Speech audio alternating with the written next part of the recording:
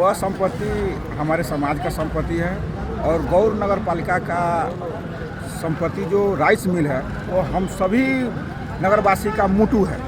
उस मुटु के रक्षा के लिए, उसका संरक्षण के लिए आज से नहीं बहुत पूर्व से ही हम लोग इसमें लगे हुए हैं। और हमने जब आज का जो अभी वर्तमान जो मेयर साहब है गौर के नगर पालिका के प्रमुख शंभू शाह जी है, वह शंभू शाह जी हम ही लोग के सहयोग से नगरवासी को भ्रम फैलाकर और जिन्होंने मतलब जो पद प्राप्त किए हैं उसी पर भ्रम फैलाकर ही पद प्राप्त किए हैं। और उस पद के लिए आपको बहुत सारे अति किए हैं राइस मिल के फलना।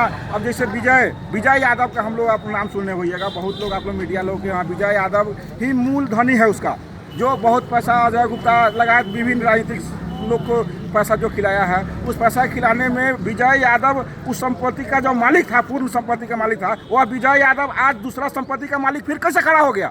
यह सारा काम गौर नगर पालिका के मेयर प्रमुख जी का काम है, जो व्यक्ति खड़ा करके उन्होंने क्या किया है कि सारा लोग को चक्रव्यूह में फंसा दिया है। और वह मान लीजिए राइस मिल में है जो 2 बीघा 15 कट्ठा जो ज़मीन है, वह ज़मीन में वो कह रहा है कि फ्री मिलेंगे। आज तक सबसे बड़ा दुखद बात क्या है, गौर नगर पालिका के इस सदर मुकाम रौतहट के ऐतिहासिक राइस मिल, उस मिल के लिए हमारे सांसद जो जीते हुए हैं माधव नेपाल जी, आज तक एक शब्द भी नहीं बोलने का कारण क्या है? सबसे बड़ा प्रश्न माधव नेपाल जी से हम पूछना चाहते हैं। वो हमारे क्षेत्र के नेता है, हमारे क्षेत्र के पूर्व के प्रधानमंत्री रहे हुए लोग हैं, और उन्होंने मेयर के वार्ड से ही इस जगह उनके कार्यशैली के कारण ही गौर नगर पालिका से सबसे पहले MLA का सबसे बड़ा ज़्यादा वोट उनको पड़ा था। और इसी विधि व्यवस्था के चलते माधव नेपाल को जीतने के लिए धौ पड़ता है। और यह आज तक अभी तक एक शब्द भी माधव नेपाल जी नहीं बोलने का कारण क्या है? शंका वहाँ पर है, और वह इतना आज आंदोलन में सारे नगरवासी हम लोग बचाने के लिए लगे हुए हैं, लेकिन माधव नेपाल जी मौनी मारे हुए हैं। और जो चोला पहनकर स्टेटस लिखते हैं, राजनीतिक में विभिन्न हम राजनीतिक दल का सहयोगी सब लोग हैं, लेकिन राजनीतिक में कुछ 1-2-4% का हम नाम नहीं कहना चाहते हैं, उनके चोला का हम लोग सब जान रहे हैं। वो चोला ओढ़कर और नगरवासी को भ्रम फैला रहे हैं। मैं उनसे पूछना चाहता हूँ, 2 बीघा 15 कट्ठा अगर जगह है, उन्हीं पर वो संतुष्ट है तो खुलकर बोले। उनको समर्थन नगर प्रमुख, चोर नगर प्रमुख और उनके कार्यशैली को हम लोग घोर भर्त्सना करते हैं। अब उनके समर्थन में अगर वो है तो वही तरह रहे, नहीं तो इधर भी उधर भी दोनों तरफ मारकर और गौर नगर पालिका के जमीन का मुटु को वो जो बेचना चाहते हैं, उन पर कमीशन खाए हुए हैं, उनसे मिले हुए हैं, मैं उनका भी भर्त्सना करता हूँ। वैसे पात्र को मैं तमाम नगर पालिका के संपूर्ण आप न्याय प्रेमी और नगरवासी के में हम अनुरोध करना चाहते हैं, ये हमारा संपत्ति है।